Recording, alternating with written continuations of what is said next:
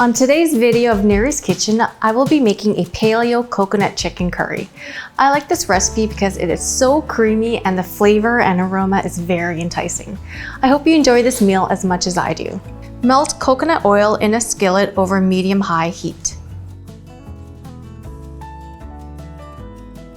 Sauté the onion, mushrooms, and bell pepper until it starts to soften, about 2 to 3 minutes. Add the chicken and garlic and cook until no longer pink, about 4 to 5 minutes. Sprinkle with spices and stir until well coated. Season with salt and pepper to taste.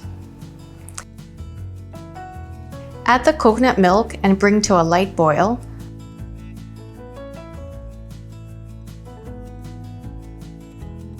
Reduce the heat and simmer gently for 8 to 10 minutes.